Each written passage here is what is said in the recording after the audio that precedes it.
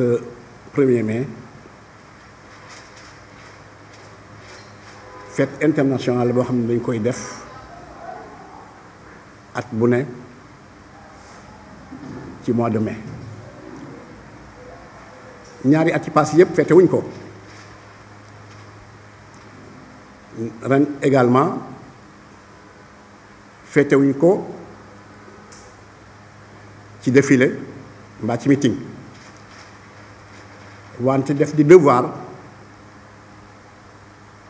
ko bu fête bi accès ñu seet li nga xam ne moom la ñu am comme acquis maanaam li nga xam ne travailleurs yi am nañ ko comme bénéfice seet li nga xam ne aussi moom la ñu continuer di ko revendiquer parce que syndicat li nga xam ne moom mooy rôle bi muy joué mooy défendre l'outil de travail maanaam les entreprises pour ñu mën a prospérer mën na jëm kanam mën na indi bénéfice wante défendre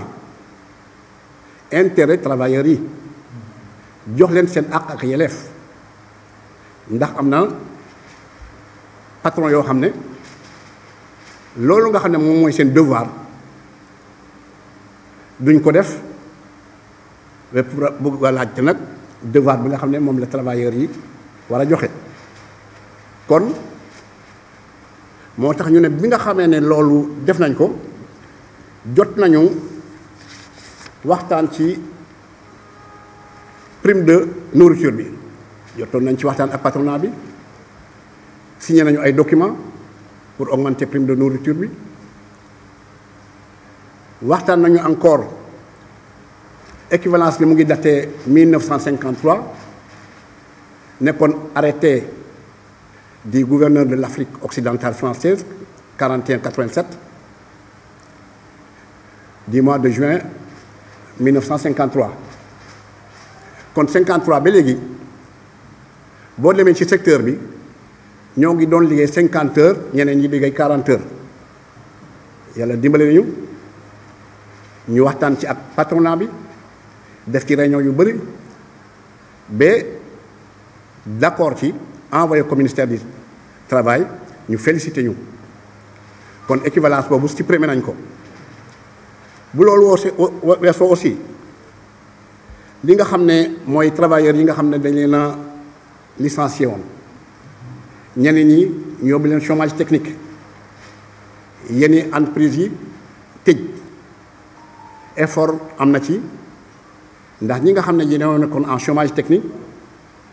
maanaam ñoo leen kër gi atanatul liggéeykat yu toll noonu ñu yóbbu leen ci chômage amatuñu woon salaire tey fex nañu ba réintégré nañ leen maanaam commencé wat nañu seen liggéey ñoo ngi leen di fay seen salaire à 100%. la nga xam ne nag mooy ñi ñu licencié woon pour motif économique ci biir pacte bi nga xam ne moom lañ ci ñëwee te président de la République moo ko laajoon mooy pacte de stabilité sociale du tourisme et des transports aériens waxoon nañu ci attente travailleurs yi bu fekkee ne pandémie bi dem na ba wàññeeku ñooñu nga xam ne dañ leen a licencié woon pour motif économique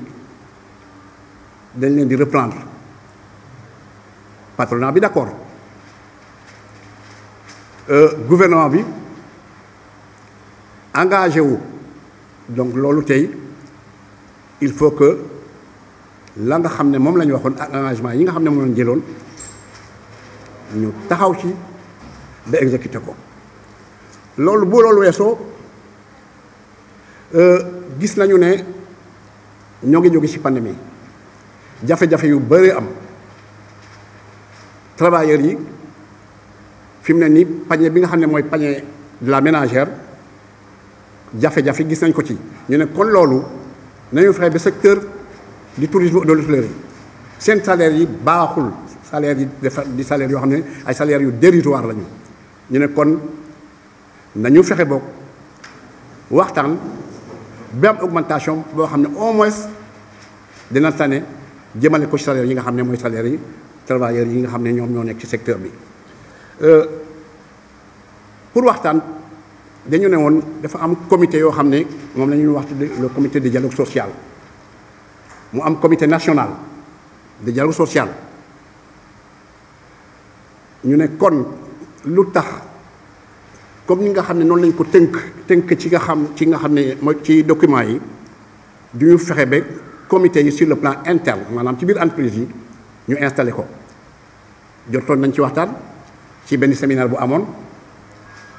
au niveau de l'inspection du travail la nga xam ne moom la ñu bëggoon mooy ñu fexe ba pandémie bu demee ba nga xam ne fi mu ne wàññeeku na ñu installé effectivement comité de dialogue social dans les entreprises def pacte bi nga xam ne moom lañ defoon aussi dafa am comité boo xam ne ministre du travail mu nga foon ministre du tourisme patronat ak les syndicats de travailleurs ñu ne woon bu fekkee ne signé nañu pacte bi il faut que ñu installer benn comité de suivi boo xam ne li ñu tënk muy attente liggéeykat yi muy attente patron yi muy engagement état ñu ne woon dañuy installer benn comité mu am suivi ba loolu nga xam ne moom lañ tënkoon ba pare moom la ñuy def ñu def ko malheureusement je tiens à le répéter ba ñu ci pare te président moo ko santaane woon ba ñu pare ñi nga xam ne ñoo ci waroon a def li nga xam ne moo ci war a am c'était le ministre du tourisme et le ministre du travail mais malheureusement jusqu'à présent en 2020 ba léegi mu ngi seen biir tiroir kon loolu dañuy attirer l'attention du président de la République pour que l'exécution et l'application des textes yi nga xam ne ñoom ñoo nekk ci biir comment dirais-je pacte social boobu ñu respecté ko bu loolu weesoo travailleurs yi gis nañu ne à chaque fois patronat bi day jóg di wax lu ko neex di def lu ko neex di imposer pour toog ak ministre du tourisme mu di leen di déglu tey crédit hôtelier ñu ngi koy wax crédit hôtelier 50 milliards génn na ñu tegaat ci 75 milliards yi 25 yi génn na mu def 50 mais gis nañu la sortie bi nga xam ne moom la patronat bi def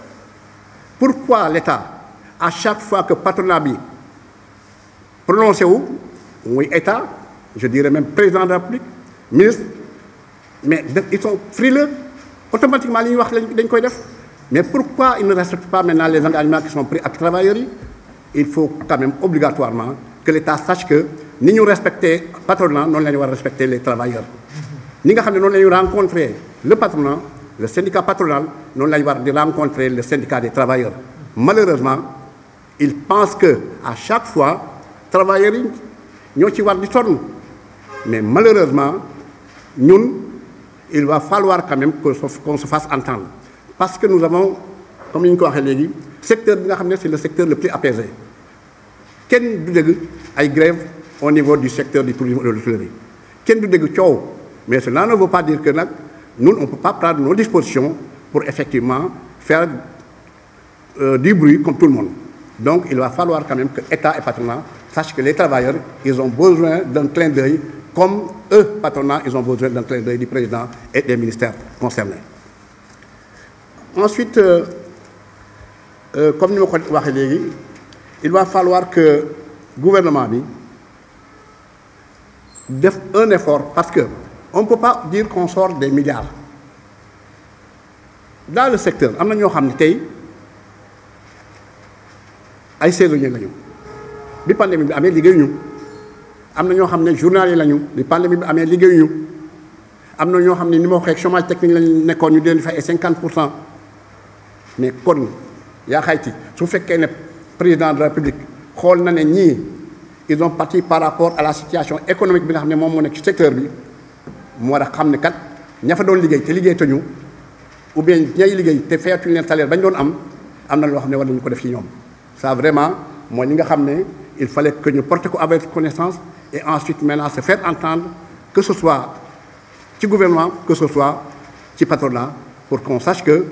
aujourd'hui nous sommes en train d'en pâtir et il faut que ça arrête. Camarades lii mooy li nga xam ne moom lañ amoon loo xam ne ñu leen koy wax di leen di remercier di leen di féliciter et ensuite faire de sorte que dans certains secteurs comme par exemple la pêche tey fi mu ne carburant amul et à chaque fois il y a des ruptures. Gilet de sauvetage à chaque fois gis ngeen il y a tellement d'accidents, il y a tellement de pertes de vie humaine, mais tey boo laajtee gilet il y a pas de gilet. Et ensuite les gilets yi ñu fi indi pêcheurs yi les professionnels de la pêche nee nañu ce ne sont pas des gilets de qualité. Il faut absolument que l'État fasse quelque chose pour cela. Nous avons vu à vivre ensemble à chaque fois ñu leen voilà fi mu ne nii nekku leen ci convention bi ngeen war a nekk xamuñu sax ci lu ñu nekk. ONG amul convention donc dañu naan mën nañ nekk commerce ñii naan mën nañ nekk dans le secteur de l'accueil ñii naan mën nañu nekk ci yeneen secteurs yoo xam ne koy am na ñoo xam sax nee nañu war nañoo mën a nekk secteur de l'enseignement privé parce que nee nañu am na ñoo xam ne ñu ngi fay officier effectivement comme encadreur et enseignant. Donc loolu il va falloir quand même que ñu xool situation bi nga xam ne moom moo nekk à vivre ensemble ak yeneen ONG yi voir aussi la situation bi nga xam ne moom moo nekk ci centre électrique bi nga xam ne moo nekk Malicounda parce que ñoom aussi il